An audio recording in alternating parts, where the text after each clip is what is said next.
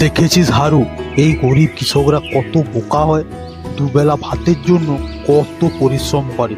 আর আমাকে দেখ, আমি কিছুই পরিশ্রম করি না, শুধু ওদের কিছু টাকা ধার দিই আর লাভের বেশি অংশ আমি ওদের কাছ থেকে নিয়ে নিই। এই জন্য তো আপনি জমিদার, আপনার কথার জালে সবাই ফেঁসে যায়। হ্যাঁ, তুই ঠিক বলেছিস। আমি এমন এমন শর্ত দিই যে ওরা পরিশ্রম করবে আর লাভের বেশিরভাগ অংশই আমার কাছেই চলে আসবে।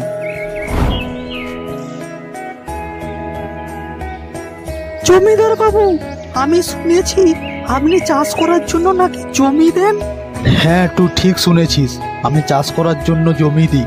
তোর দরকার নাকি বল? হ্যাঁ জমিদার বাবু, আমার নিজের কোনো জমি নেই, তাই আপনার জমিতে চাষ করতে চাই। আমি তো জমি দেব, কিন্তু তার জন্য একটা শর্ত আছে। ঠিক আছে জমিদার বাবু, কি শর্ত আছে বলুন। তোকে তো আমি আমার জমিতে চাষ করতে দেব, কিন্তু ওই জমিতে যা ফসল হবে অর্ধেক তুই নিবি, অর্ধেক আমাকে দিয়ে যাবি। ঠিক আছে জমিদার বাবু, আমি আপনার শর্তে রাজি।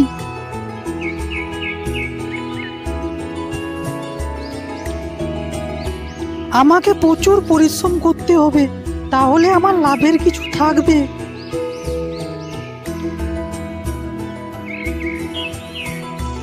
আজ অনেক হয়েছে, এবার বাড়ি ফিরে যাই।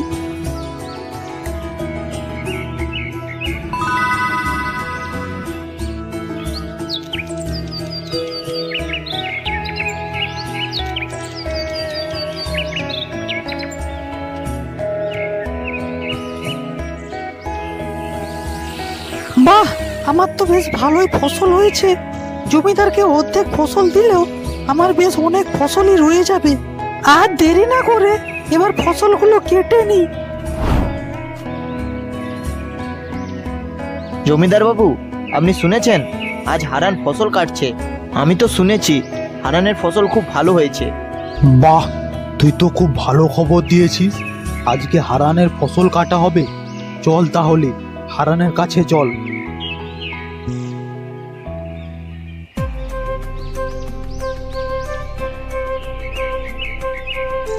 কি রে হারান, তোর কেমন ফসল হয়েছে? জমিদার বাবু, এবার তো ভালোই ফসল হয়েছে। আমি বেশি ফসল পাওয়ার জন্য প্রচুর পরিশ্রম করেছি। এইটা তোর পরিশ্রমের ফল নয়, এটা আমার জমির গুণ। এই জমিতে খুবই ভালো ফসল হয়। তুই কি ভেবেছিস তুই যত বেশি পরিশ্রম করবি তত বেশি ফসল হবে, আর কম পরিশ্রম করলে কম ফসল হবে? জমিদার বাবু, জমি যত ভালো হোক না কেন, পরিশ্রম না করলে কোনো দিনও ভালো ফসল হবে না। ঠিক আছে, এই নে তোর পরিশ্রমের মূল্য। এই এক বস্তা ধান নিয়ে যা। কিন্তু জমিদার বাবু, আপনি যে বলেছিলেন অর্ধেক আপনার আর অর্ধেক আমার। কি, তুই জমিদার বাবুর ওপরে কথা বলিস? আমি চাইলে এক্ষুনি তোকে গ্রাম থেকে বার করে দিতে পারি।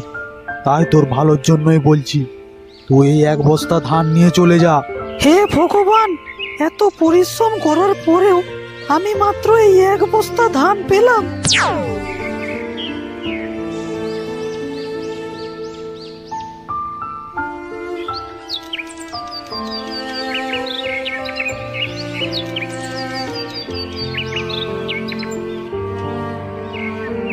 কি গো হারান কাকা, তোমাকে এত দুঃখিত দেখাচ্ছে কেন? আমি তো শুনেছি তোমার অনেক ভালো ফসল হয়েছে, তোমার তো খুশি থাকা উচিত। তুই ঠিক শুনেছিস রামু, আমার তো ভালোই ফসল হয়েছিল, কিন্তু লোভী জমিদার আমার সব ফসল নিয়ে চলে গেছে। আমাদের কি নিজের জমি আছে বল, যে যা ফসল হবে তা আমাদের নিজেদের থেকে যাবে? ও, এই ব্যাপার। আমি অনেক জনের মুখেই শুনেছি জমিদার বাবু তাদের জমিতে চাষ করিয়ে খুব অল্প পরিমাণেই ফসল দেয়। তোমার সঙ্গে তাই করেছে বুঝি? ঠিক আছে কাকা, তুমি কোনো চিন্তা করো না, এইবার আমি জমিদার বাবুকে মজা দেখাবো।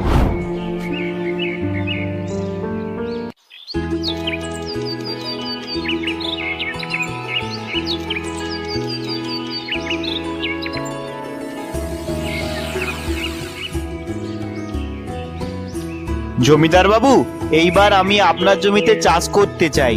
বাহ, সে তো খুব ভালো কথা। তুই আমার সব শর্তে রাজি তো?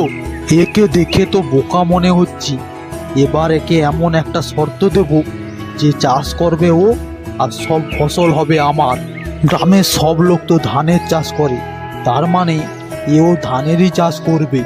আচ্ছা রামু, তুই যা ফসল চাষ করবি তার উপরের অংশ আমার আর নিচের অংশ তোর। এই সত্যি তুই রাজি তো? রাজি থাকলে বল। হ্যাঁ জমিদার বাবু, আপনার জমি আর আপনি যা শর্ত দেবেন সেটাই তো আমাকে মেনে নিতে হবে। আপনার সব শর্তে আমি রাজি। জমিদার বাবু সব সময় গ্রামের লোককে বোকা বানাবে ভেবেছে, এইবার আমি ঠিক উচিত শিক্ষাই দেব। এইবার আমি ধানের বদলে আলু চাষ করব। এইবার আমি এইখান থেকে জমির কাজ শুরু করি।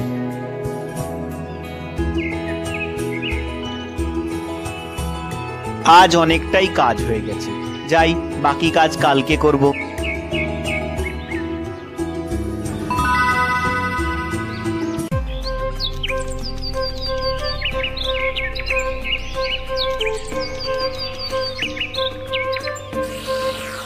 জমিদার বাবু, অনেকদিন তো হলো, এবার মনে হয় রামুর চাষ হয়ে গেছে। এবার চলুন রামুর কাছে যাওয়া যাক। ঠিক বলেছিস, অনেক দিন তো হলো, এবার চল দেখি।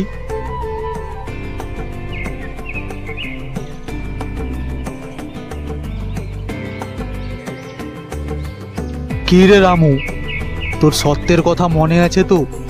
অনেক তো ফসল হয়েছে, ফসলের ওপরের অংশ আমার আর নিচের অংশ তোর, মনে আছে তো? হ্যাঁ জমিদার বাবু, আমার সব মনে আছে। অর্ধেক ফসল আমার আর অর্ধেক ফসল আপনার। জমির নিচের ফসলগুলো আমার আর ওপরের ফসলগুলো আপনার। তাই বলছি আপনি ওপরের অংশটাই নিতে পারেন। জমিদার বাবু, রামু তো খুব চালাক। রামু এবারে ধানের চাষ করেনি, এবারে আলুর চাষ করেছে। গ্রামের সবাই তো ধান চাষ করে, তাই এইবার আমি ভেবেছি একটা নতুন ফসল চাষ করব। তাই এইবার আমি আলু চাষ করেছি। আমি এই গাছ নিয়ে কি করব? কিন্তু আপনি তো এই শর্ত দিয়েছিলেন, এইবার আপনি ওপরের অংশ নিয়ে যান আর আমি নিচের অংশ নিচ্ছি। জমিদার বাবু, গ্রামের কেউ আজ পর্যন্ত আপনাকে বোকা বানাতে পারেনি, আর এই রামু এত সহজে বোকা বানিয়েছে। ঠিক আছে, এইবারে তো আমাকে বোকা বানিয়ে দিল, আমি এর প্রতিশোধ নিশ্চয়ই নেব। পরের বার আমি এমন বদলা নেব যে সারা জীবন মনে রাখবে।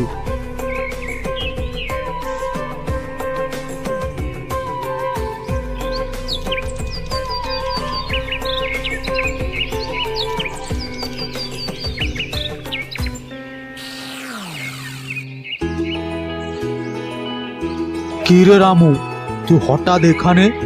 আবার তোর কি লাগবে? জমিদার বাবু, এইবারেও আমি আপনার জমিতে চাষ করতে চাই।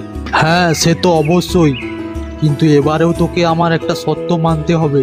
হ্যাঁ জমিদার বাবু, আপনি যা শর্ত দেবেন আমি সেটাই মেনে নিতে রাজি আছি। ঠিক আছে, আগের বার তো তুই নিচের অংশ নিয়েছিলিস, এইবার তার উল্টো হবে। আমি নিচের অংশটা নেব আর তুই উপরের অংশটা নিবি, ঠিক আছে? হ্যাঁ জমিদার বাবু, আমি এই শর্তে রাজি আছি। এইবার আমি ধান চাষ করব। না, আর দেরি না করে জমির দিকেই যাই।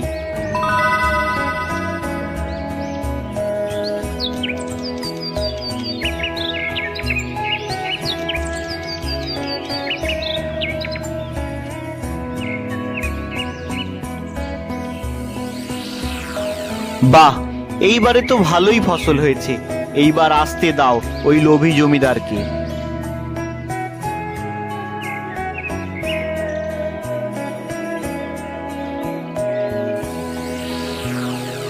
এ কি, এইবার তো রামু ধান চাষ করেছি, আমি একে যতটা বোকা ভেবেছিলাম তার ঠিক উল্টো।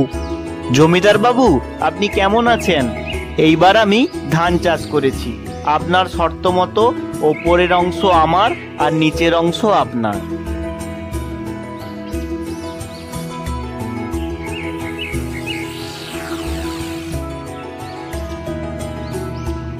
জমিদার বাবু, এই রামুর সাহস দেখুন, ও আপনাকে বোকা বানিয়েছে। আমি তো ওকে বোকা ভেবেছিলাম, কিন্তু ও আমাকে পুরো বোকা বানিয়ে দিয়েছে। এবার ওকে আসতে দে, এবার ওকে দেখাবো জমিদার কাকে বলে।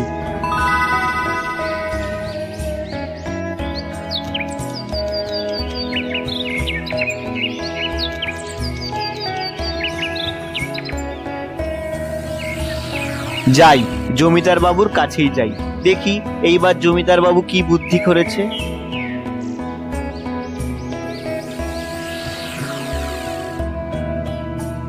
কি রে, তুই আবার এসেছিস? তুই বেশি চালাকি করতে চাস না? না জমিদার বাবু, আমি কি চালাক? চালাক তো আপনি। আপনারা সহজ সরল গ্রামবাসীকে বোকা বানিয়েছেন। রামু, দিনকে দিন তো তোর সাহস বেড়েই যাচ্ছে। যেই কাজ করতে এসেছিস সেই কাজ কর, তার চেয়ে একটাও কথা বেশি বলবি না।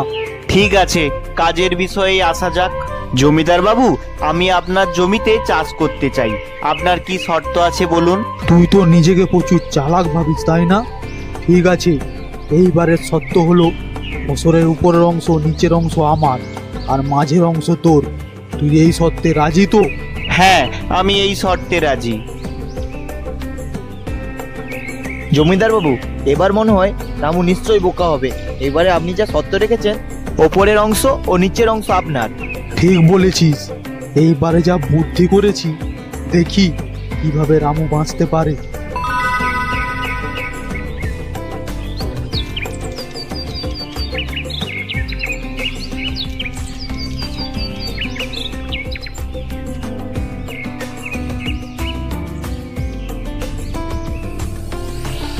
জমিদার বাবু, রামু তো খুব চালাক দেখছি। এইবারও আখের চাষ করেছে। জমিদার বাবু, আপনি কি কথা বলছেন? রামু, তুই তো খুবই বুদ্ধিমান। তুই আমাকে আবার বোকা বানিয়েছিস।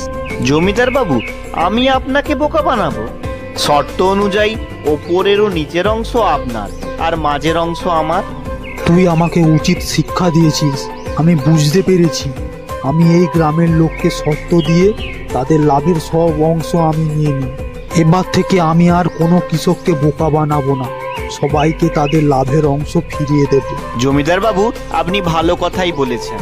একজন কৃষক চাষ করে কত কষ্ট করে, সারাদিন পরিশ্রম করে চাষ করে, সারাদিন নাওয়া খাওয়া ভুলে যায়। যদি লাভের টাকা না পায় তাহলে কি হবে?